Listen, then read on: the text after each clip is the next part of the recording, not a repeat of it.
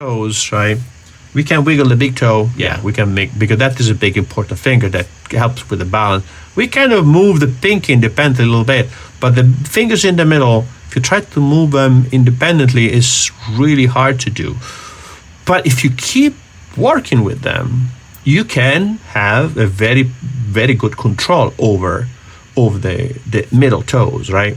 The second, third, and fourth. You can, all of them. Wow, that's pretty good. That's pretty good. That's pretty good. See that? That's pretty good, right?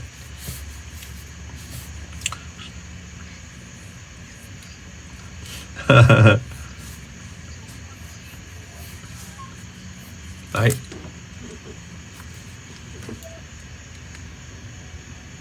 See them? No? Too small?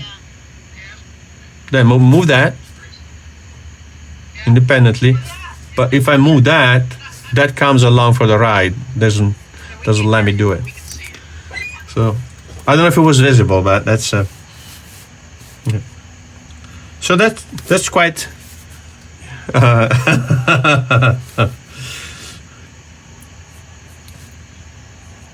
don't think of it before going to sleep, because you're gonna crack up laughing and you cannot go to sleep anymore.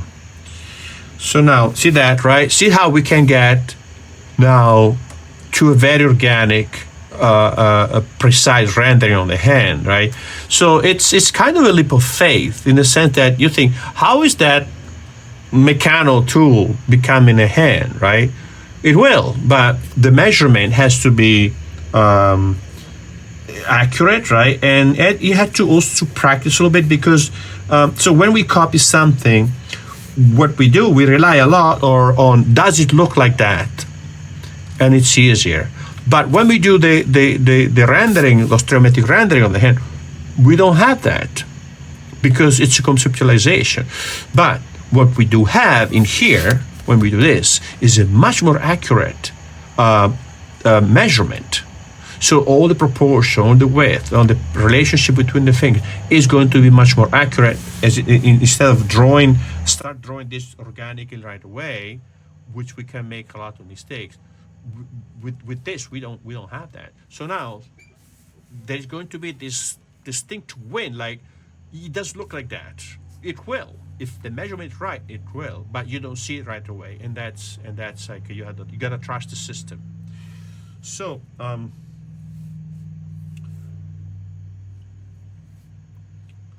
You see that, right? You see how the finger overlap. That really proves your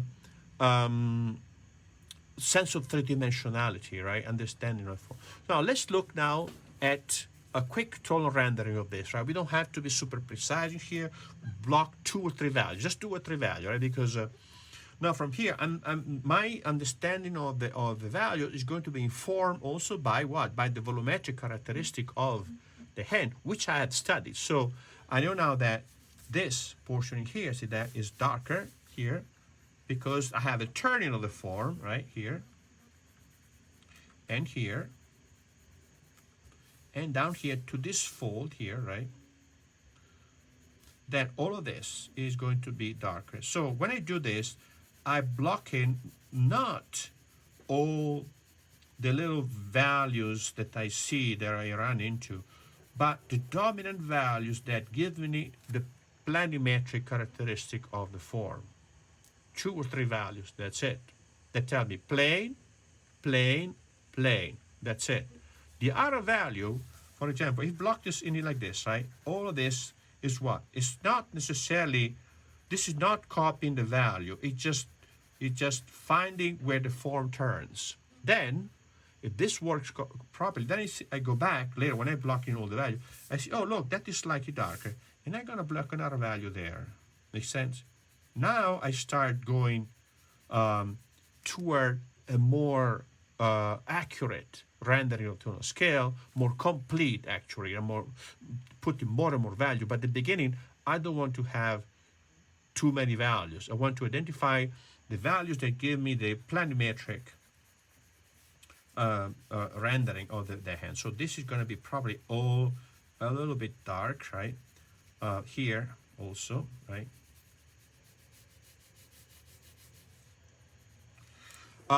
This is a um, Indian red, yeah. Indian red.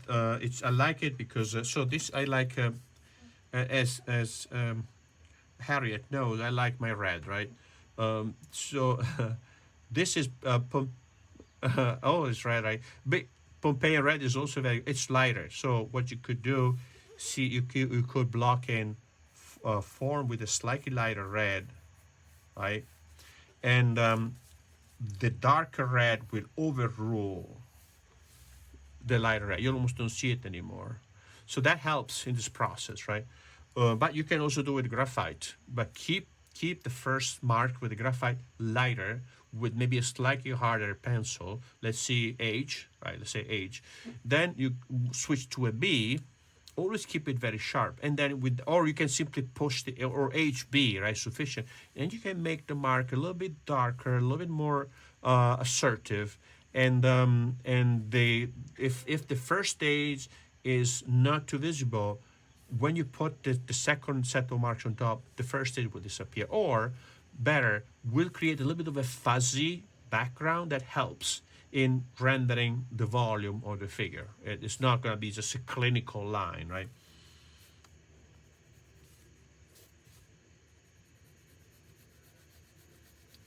Yeah, also it's you know what it also distinguishes the drawing phases. So it helps in saying, okay, that light is for the measuring phase or a structural phase of a stereometric phase or whatnot.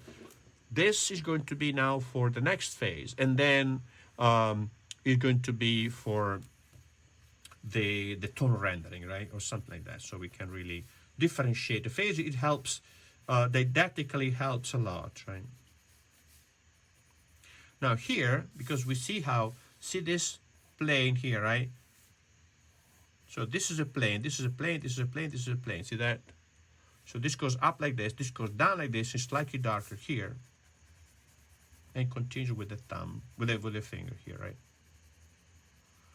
And this now is flatter and come toward me, so all of this is going to be slightly lighter, and that is slightly darker because that turns. So even so now before when we did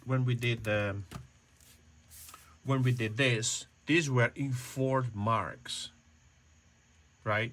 These are now going to be informed values.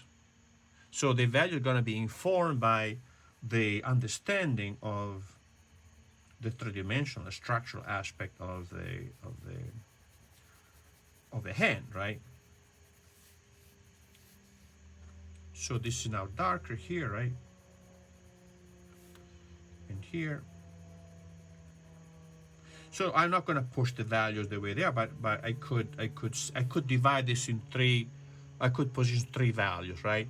The light, the medium, and the dark.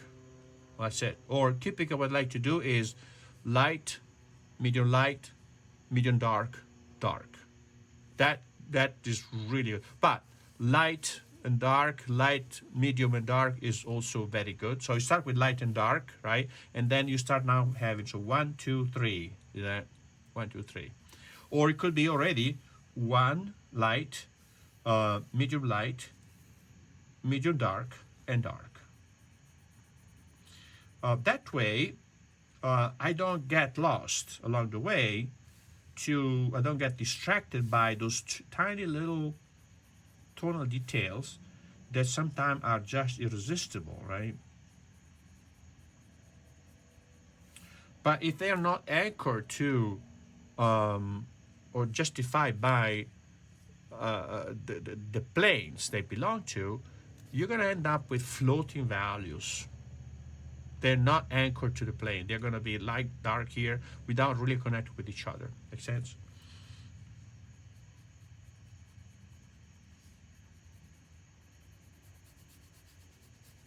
So that's going to be dark here and then dark here, right here.